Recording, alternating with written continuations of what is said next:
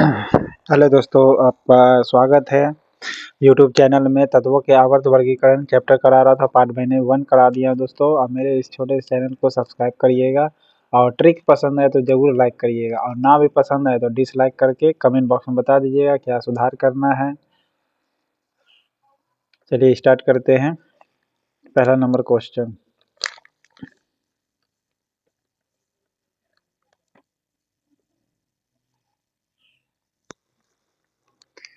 तत्वों निम्नलिखित में से हाइड्रोजन के किस समस्थानिकों में न्यूट्रॉन नहीं होता है? तो बताए थे ट्रिक इसका दोस्तों कि किस में नहीं होता है, प्रोटियम में नहीं होता है। इसका ट्रिक ये था, पहला वाला में न्यूट्रॉन नहीं था, ठीक है, पहला वाला में न्यूट्रॉन नहीं था। ओके, पहला वाला में न्यूट्रॉन नहीं होता। कोई भी चीज़ पहले बार करते तो पता नहीं ना चलता है, उसी प्रकार याद कर सकते, रिलेशन बना करके न्यूट्रॉन नहीं था पहला वाला में, तो पहला वाला से प्रोटियम याद रखिएगा, पहला वाला से प्रोटियम याद कर सकते हैं। ओके, नेक्स्ट है, एक्टिनॉइड के परमाणु की संख्या कितनी है? एक्टिनॉइड की परमाणु संख्या यानी एटॉमिक नंबर कितना है? एटॉमिक नंबर जो होगा 90 से 103 तक होगा एक्टिनॉइड ग्रुप का, ठीक है। और एक्टिनॉइड का कितना एटॉमिक नंबर होता है? 89 है। ओके, एक्टिनॉइड का एटॉमिक नंबर, परमाणु संख्या को इंग्लिश में कहते हैं एटॉमिक नंबर कहते हैं। ओके, क्या कहते हैं? एटॉमिक नंबर कहते हैं। एटॉमिक नंबर को क्या चीज़ से इंडिकेट किया जाता है? जेड से, ठीक है, केमिस्ट्री में जेड से इंडिकेट किया जाता है। नेक्स्ट है आवर्त सारणी के अंतर्गत निम्नलिखित समूह में से किस में नोबेल गैसों को रखा गया है? नोबेल गैस रखा गया है 18 ग्रुप में, ठीक है। कितने ग्रुप में? 18 ग्रुप में रखा गया है, यानी 18 ग्रुप भी कहते हैं और 0 ग्रुप भी कहते हैं। ओके, इसको 18 ग्रुप कहिए या 0 ग्रुप कहिए, ये अक्रिय गैस है, नोबेल गैस है। ओके, नेक्स्ट है, आवर्त सारणी में कुल संक्रमण तत्वों की संख्या कितनी है? यानी ट्रांजिशनल एलिमेंट की संख्या बोल रही है कितनी है? तो 40 एलिमेंट जो है ट्रांजिशनल एलिमेंट कहलाती है। जो डी ब्लॉक की जो होगी संख्या उसे क्या कहेंगे? ट्रांजिशनल एलिमेंट कहते हैं। ओके, ट्रांजिशनल एलिमेंट कहते हैं किसे? तो डी ब्लॉक का जो होता है उसे। ओके, पीला रंग में जो दिया हुआ है ना इधर, उसमें होगा। ओके,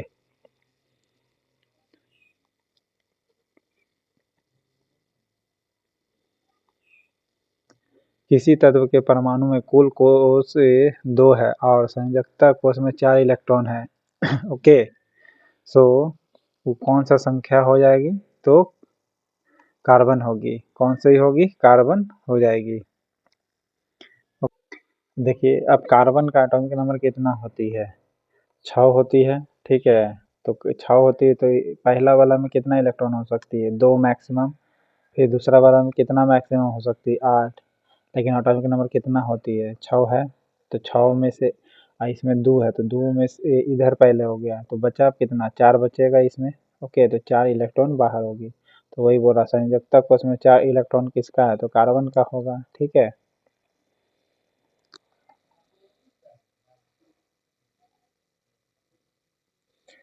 आधुनिक आवर्त सारणी में कुल कितने ब्लॉक में बांटा गया है? तो टोटल 4 ब्लॉक में बांटा गया है। कितने ब्लॉक में बांटा गया? 4 ब्लॉक में।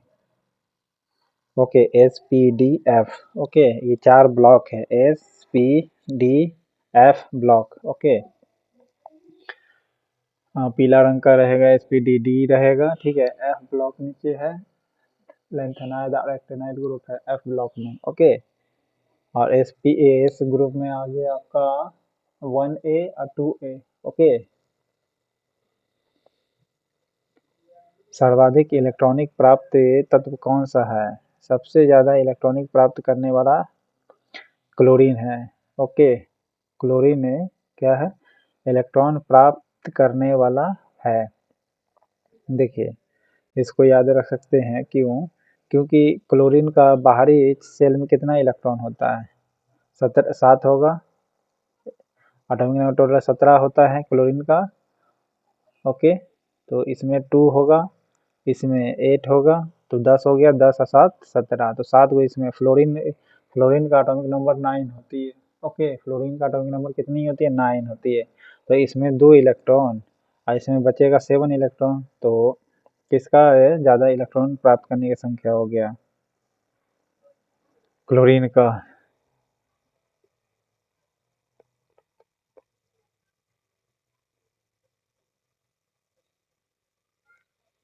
हाँ, रिएक्टिविटी बोलेगा तो हाईली रिएक्टिव होगा किससे? फ्लोरीन होगा क्लोरीन के तुलना में। ओके, आवर्त सारणी में सबसे अधिक संख्या में गैस तत्व को रखने वाला समूह कौन सी है? तो अक्रिय गैस है, यानी शून्य समूह।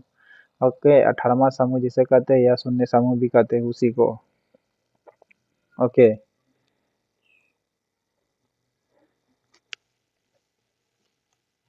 और 6A में किस ग्रुप का एलिमेंट है? 6A में है आपका ओम शंकर से टेलीफोन पर वाला ट्रिक वाला। ओके, यानी ऑक्सीजन से चालू होता है और पोलोनियम पर खत्म होगा। पोलोनियम,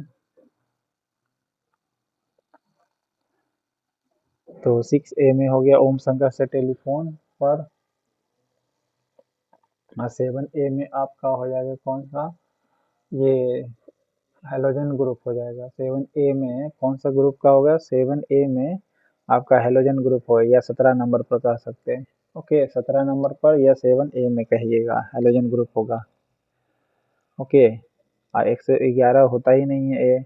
नेक्स्ट है, आधुनिक आवर्त सारणी में टेढ़ी मेढ़ी रेखा पर कौन से तत्व होते हैं? टेढ़ी मेढ़ी रेखा पर कौन से तत्व होते हैं आपका? उपधातु तत्व होते हैं। ओके, टेढ़ी मेढ़ी रेखा पर कौन से एलिमेंट होते हैं? उपधातु एलिमेंट होते हैं।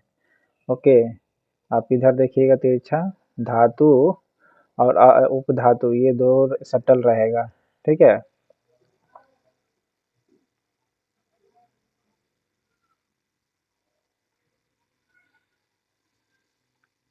आधुनिक आवर्त सारणी में टेढ़ी मेढ़ी रेखा अलग करती है किसको? धातुओं को अधातुओं से। ओके, धातुओं को अधातुओं से अलग करती है आधुनिक आवर्त सारणी में टेढ़ी मेढ़ी रेखा। ओके, आधुनिक आवर्त सारणी में टेढ़ी मेढ़ी रेखा अलग करती है किसको? धातुओं को अधातुओं से अलग करती है।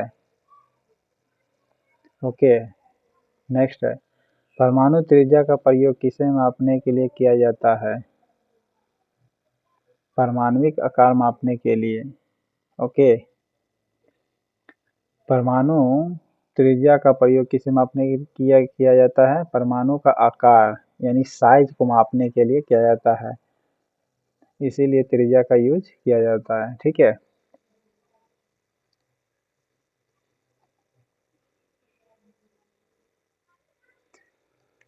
सर्वाधिक आयनन विभव वाला एलिमेंट कौन सी है?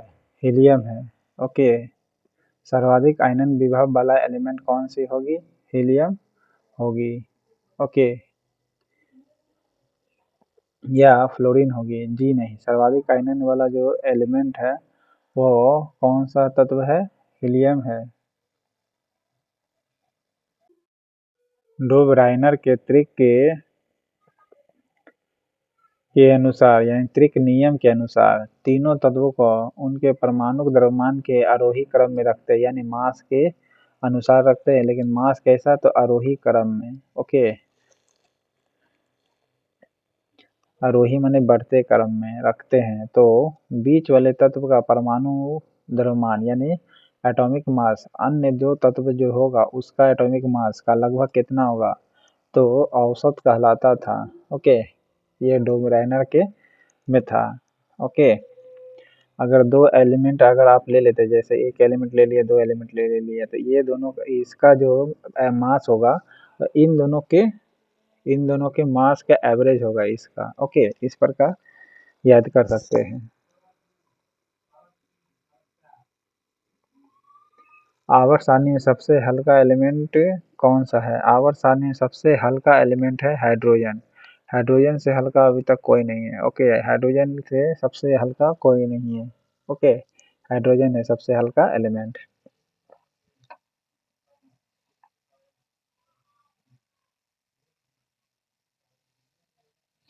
निम्नलिखित में से कौन एक्टिनोइड नहीं ग्रुप का है?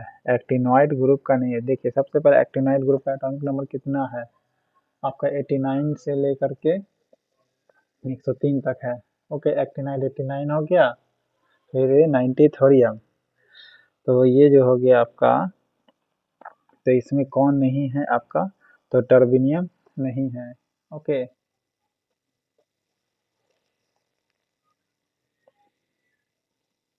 और थोरियम का एटॉमिक नंबर कितनी होती है? थोरियम का एटॉमिक नंबर आप कमेंट बॉक्स में बताइएगा, थोरियम का एटॉमिक नंबर कितनी होती है? अभी जस्ट मैंने बताया है, आप कमेंट बॉक्स में लिखिएगा अगर वीडियो को मेरा गौर से समझ रहे होंगे तो। नेक्स्ट है, निम्नलिखित में से कौन मेंडलीफ के आवर्त सारणी के दोष के रूप में जाना जाता है?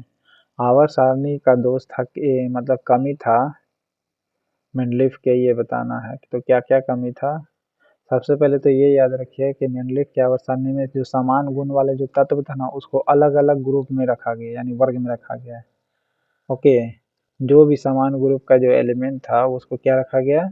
अलग अलग वर्ग में रखा गया। वर्ग ऐसे बनता है, ठीक है, इस प्रकार। लेकिन असमान जो गुण था, यानी जिसका डिफरेंट क्वालिटी था, उसको एक ही वर्ग में रखा गया। किसके वर्ग में रखा गया? एक ही वर्ग में रखा गया। पहला कमी तो ये था, यानी असमान गुण वाला को एक ही वर्ग में रख दिया, जबकि उसी को अलग अलग रहना चाहिए था। दूसरा कमी था कि हाइड्रोजन का स्थान निश्चित नहीं था। देखिए अभी हम लोग प्रेजेंट वाला जो पीटी टेबल पढ़ते हैं ना, वो मोसले का पढ़ते हैं, लेकिन इससे पहले मेंडलीफ का डेवलप किया था PT table. Okay, periodic table. तो हाइड्रोजन का स्थान जिसमें नहीं था, हाइड्रोजन को लटका के बीच में रखा था। फिर जब मोसले का आया तो हाइड्रोजन को लेफ्ट में कर दिया गया, टॉप नंबर 1 पर। समस्थानिक के लिए कोई स्थान नहीं था, जी हाँ, और समस्थानिकों के लिए भी कोई स्थान नहीं था पीटी टेबल में। किसका? तो मेंडलीफ का। लेकिन मोसले के लिए ऐसा था। ओके, नेक्स्ट है, आवर्त सारणी में किस आवर्त में धातुओं को शामिल नहीं किया गया है? तो पहले वाले जो आवर्त है उसमें धातु नहीं है। पहला नंबर पर हाइड्रोजन आपको मिलेगा, और अंतिम नंबर पर कौन मिलेगा आपको? हीलियम मिलेगा। ओके, टॉप पर, जिसका एटॉमिक नंबर 2 है हीलियम का।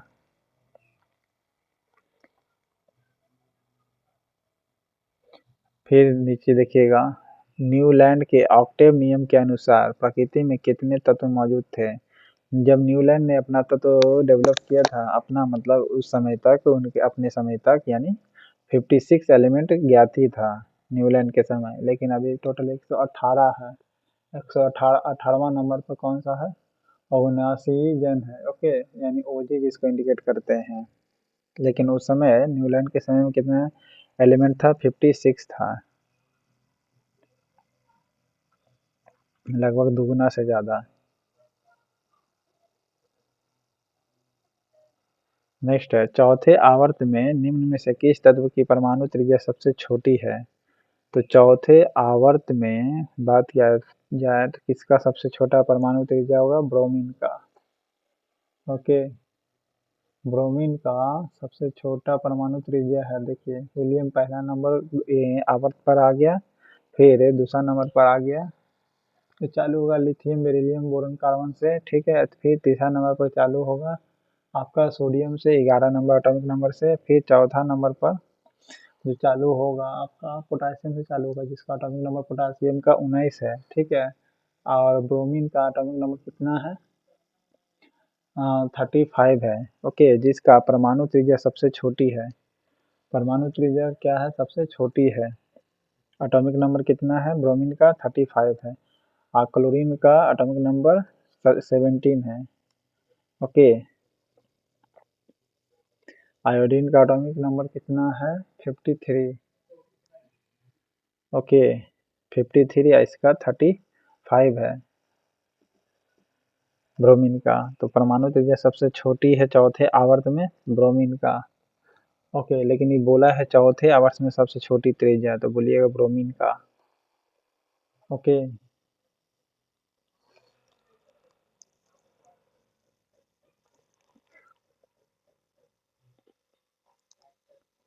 तत्वों के भौतिक और रासायनिक गुण, इंग्लिश में कहते हैं फिजिकल और केमिकल क्वालिटी, उनके परमाणु भार यानी एटॉमिक मास के आवर्त फलन होते हैं। यह नियम किसने प्रतिपादित किया था? मेंडलीफ ने किया था।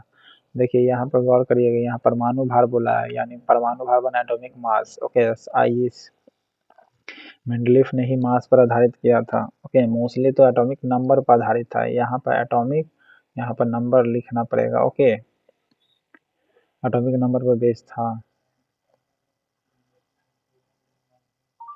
तत्वों के भौतिक और रासायनिक गुण, उनके परमाणु भारों के आवर्त फलन होते हैं। आवर्त फलन का मतलब इस प्रकार सरियाते चला जाएगा। ओके, कोई भी एलिमेंट सरियाते हैं तो ये कहना चाह रहा है। तो ये किसने दिया था? तो मेंडलीफ ने दिया था। ओके, आवर्त सारणी में अक्रिय गैस तत्वों की संख्या कितनी है? देखिए टोटल अक्रिय गैस 11 है, लेकिन गैस का बोलेगा तो टोटल 11 है। ओके, टोटल गैस 11 है, लेकिन अक्रिय गैस कितनी है? तो 6 है। ओके, क्योंकि हाइड्रोजन हीलियम भी गैस ही है ना। नेक्स्ट है, पृथ्वी पर सबसे कम पाए जाने वाले धातु कौन सी है? एस्टेटिन है। ओके, पृथ्वी पर सबसे कम पाए जाने वाले धातु कौन है? एस्टेटिन है पृथ्वी पर, इस चारों में से। और एस्टेटिन का एटॉमिक नंबर कितनी है? 85 है। कितनी है एटॉमिक नंबर? 85 है। पीटी टेबल में आप देखिएगा। नेक्स्ट है, आवर्त में बाएं से दाएं जाने पर, ओके, बाएं से दाएं जाते हैं तो संयोजकता कक्षा में इलेक्ट्रॉन प्रक्रिया करने वाले प्रभावी आवेश क्या होता है जिससे इलेक्ट्रॉन त्यागने की प्रवृत्ति घट जाती है, यानी इलेक्ट्रॉन को पकड़ते रहता है।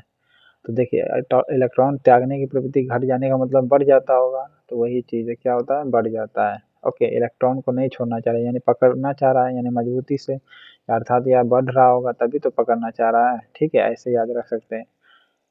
ओके,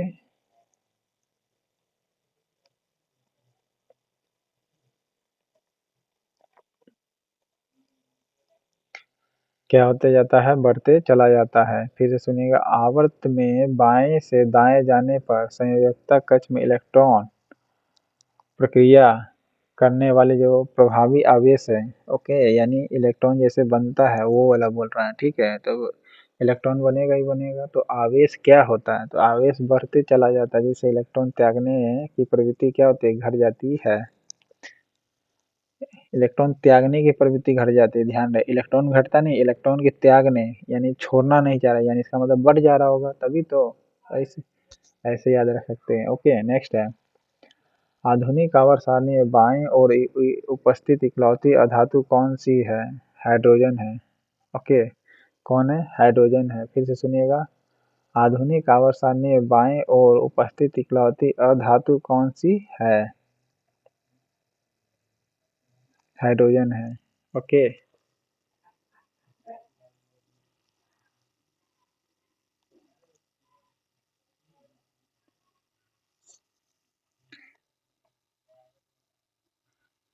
बाईं ओर हमेशा एक अधातु के रूप में कौन है? हाइड्रोजन है। कार्बन का एटॉमिक नंबर 6 है। ओके, जो 4A में है, यानी 14 नंबर ग्रुप के 4A के 4A में हीलियम का एटॉमिक नंबर 2, ये दाएं साइड है। ओके, नियोन का एटॉमिक नंबर 10 है। नियोन का एटॉमिक नंबर 10, ये भी दाएं साइड है अक्रिय गैस का। नेक्स्ट है, तत्वों का दूसरा आया समूह कहलाता क्या है? तो क्षारीय मृदा धातुएं कहलाती है। ओके, क्या कहलाती है? क्षारीय मृदा धातु है। फिर से सुनिएगा, तत्वों का दूसरा समूह जो है क्या कहलाती है? क्षारीय मृदा धातु कहलाती है। देखिए इसलिए कहते हैं क्योंकि देखिए ये मृदा बोल रहा है, यानी मिट्टी में पाया जाता है, लेकिन वो क्या है? मेटल होगा। ओके, धातु ही होगा। मिट्टी में पाया जाता है धातु, लेकिन वो धातु किस रूप में होता है? क्षारीय रूप में। आपको भी पता है कि धातु हमेशा ही क्षारीय रूप में ही होती है। ओके, इस प्रकार याद रखिएगा। तो तत्वों का दूसरा समूह क्या होगा? ये होगा, क्षारीय मृदा धातुएं होगी। ओके, बेटा मांगे कार स्कूटर, बाप राजी से ट्रिक से याद कर सकते हैं। नेक्स्ट है, सबसे अधिक ऑक्सीकरण संख्या दिखाने वाला तत्व कौन है? ओस्मियम है। ओके, सबसे अधिक ऑक्सीकरण संख्या दिखाने वाला तत्व कौन है? ओस्मियम है। ओके, सबसे अधिक ऑक्सीकरण संख्या दिखाता है कौन सा संख्या? ओस्मियम दिखाता है सबसे बड़ा।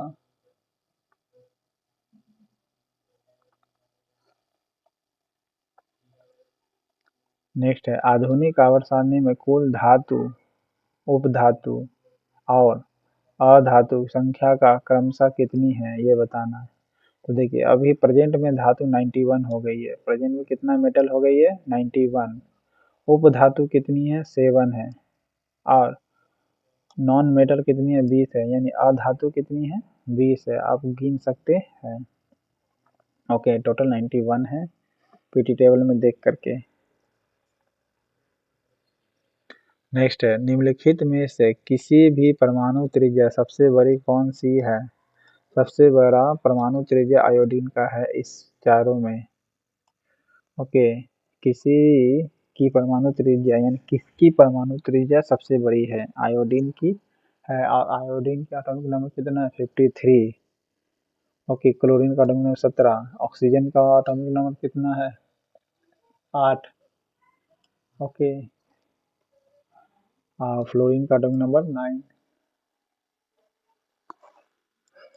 तो सबसे बड़ा परमाणु त्रिज्या किसका होगा? आयोडीन का होगा। आयोडीन का एटॉमिक नंबर 53।